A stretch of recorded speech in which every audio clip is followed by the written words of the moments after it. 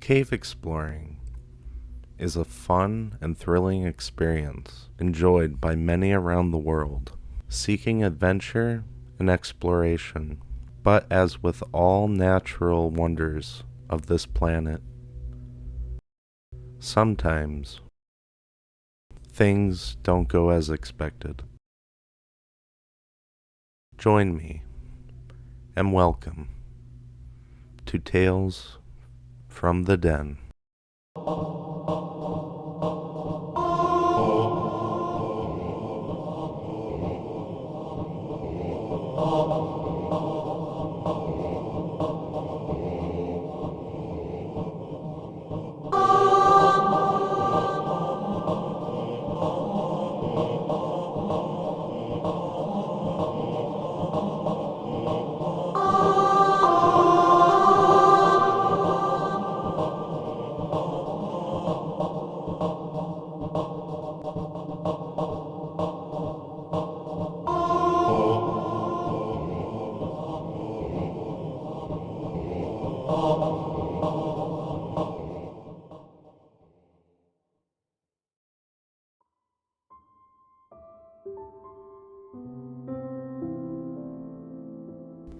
The state of Missouri is well known for its extensive systems of caves, with thousands of them sprawling out both above and below ground, with many areas unexplored. This made many areas in the state havens for explorers. And back in the 1960s, 3 young boys lived in the small town of Hannibal, Missouri, about 100 miles northeast of St. Louis. Billy Hoag, age 10, and his brother, Joey Hoag, age 13, and their friend, Craig Dowell, age 14, were 3 adventurous boys who lived near a subterranean labyrinth of caverns and caves right near their home called Murphy's Cave, which piqued their adventurous curiosity. As with many kids in the area who liked to go venturing down into the darkness with their flashlights.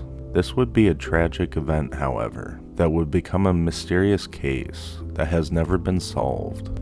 Exploring the caves was by all accounts a pretty common thing to do at the time, although the parents of the brothers did not approve, thinking it was too dangerous for them. The boys made routine visits into the caves anyway, and no one really thought much of it until a construction project came through to work on Highway 79, and the risk of a cave collapse caused the parents to forbid the boys from going down there any further. However, though, the dynamite blasting from the construction company was sometimes opening up whole new entrances into sections of the caverns that the boys had never seen before.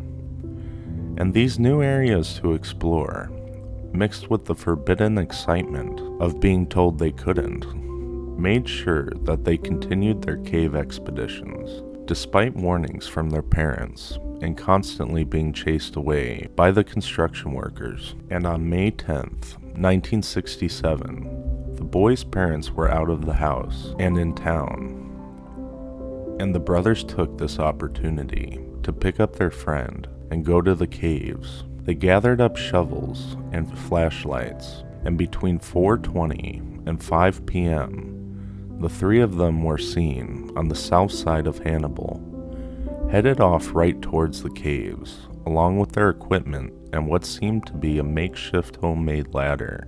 This would be, though, however, the last time anyone would ever see them again, and it would seem that their adventure took them right off the face of the earth. When the boys' parents got home, they were furious, but when they failed to return home by later that evening, the anger they were feeling gave way to a certain sense of dread.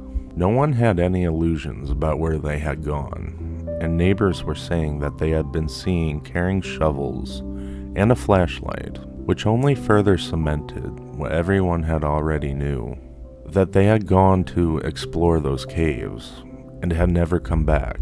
Authorities were notified, and a massive search was launched soon after. The focus of the search was at first aimed at the caves themselves, which seemed to be the most obvious place for them to have gone missing. It began with local authorities, but as the news spread, the search evolved into a national rescue mission involving the FBI, the National Guard, and hundreds of citizens, including some of the top cavers in the world. Teams of these seasoned cavers would search the entire cave system, day and night, for a full 10 days, completely mapping the entire complex without finding a single trace of the boys, which led to fears that they had either been buried in a cave-in, or perhaps had never been seen in these caves to begin with. In the meantime, however, the search had also expanded to include a sweep of the whole region, including the woods, abandoned houses, and other separate cave systems in the region, and even psychic mediums were brought in. It was one of the largest searches the state had ever seen, and through all of this, the only trace of the boys found was a single sock laying on the ground in a quarry near the cave, which could not even be conclusively proven to have belonged to any one of them. There were, of course, plenty of leads and tips, but many of these proved to be false, and others were impossible to follow up on, like alleged sightings of the boys still alive outside of town, and reports of a mysterious man in black lurking about the area where they had disappeared at, allegedly watching rescuers go about their business. None of these leads and tips led anywhere at all, though, and the boys were never found, and theories have come up about the mysterious vanishing ever since. One theory suggests a cave-in had occurred and buried the young boys together, but this is questionable, as rescuers searched every inch of the cave system they had reportedly entered in, and would have searched any cave-in they came across. No trace was ever found of a body anywhere, at any point, and another theory suggests that they had perhaps gone off to an entirely new cave system in general, perhaps even one that had never been discovered or explored before, which wouldn't be surprising considering how many caves dot the region and remain uncovered.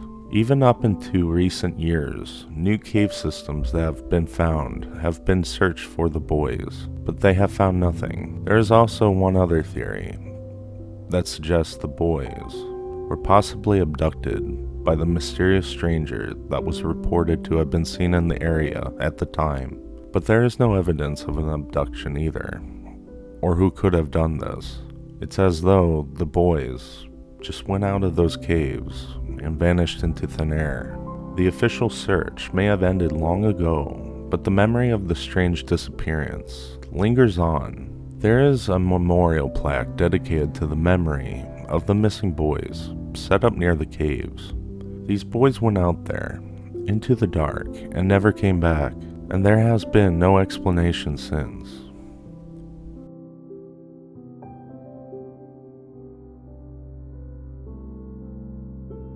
With nearly 400 miles of interconnected passages, Kentucky's Mammoth Cave is the longest known cave system in the world.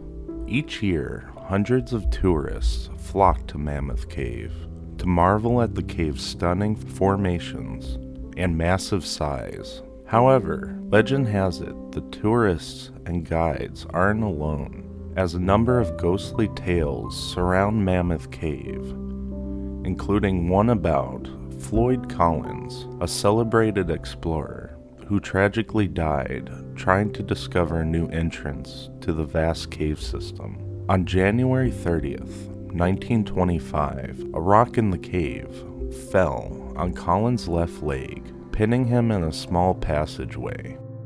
Floyd Collins was an avid cave explorer who, on one day exploring the caves on January 30th of 1925, got pinned inside the entrance to one of the cave systems when a rock fell on Collins' left leg and pinned him in a small passageway.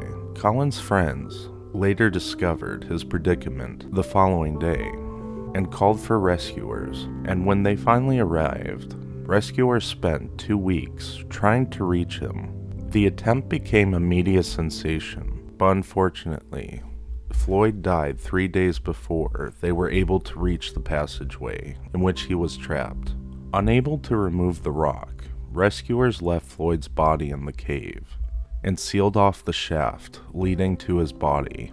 Hoag Collins, which was his brother, eventually recovered his brother's corpse though, and buried it on the family property. But Floyd's father sold the property 2 years later, and the new owner exhumed Floyd's body, and in a disturbing and questionable act, displayed it in a glass coffin for several years. And in 1929, another disturbing act occurred when someone stole Collins' body. Though officials managed to recover the corpse and prosecute the grave robbers, it is still questioned why they would do such a thing. However though, Floyd now rests in Jackson's Flint Ridge Cemetery, where he may finally rest. Given Floyd's terrifying death and the incident of his remains, it's hardly surprising though that his spirit is reportedly haunting the caves to this day. One story tells of screams and pleas coming from the now sealed cavern. Another claims an unknown entity throwing objects at people who come too close as well. And another report, however, suggests that Floyd is more helpful than harmful. Told by a visitor of the caves, she said that she was near a part of the cave where Floyd used to explore. She tripped and started to fall down the cavern, and then suddenly, she felt somebody grab her from behind and pull her back, and of course she thought it was her caving partner, so she was about to say, "Thank you, Richard." But as she turned around, Richard was on the other side of the cave, so then she realized it wasn't Richard at all, but an unseen entity. Numerous other reports suggest that there are paranormal activities now that occur in that cave, mostly hearing cries and weeping, and others moaning and screaming. In any case though, it is quite creepy.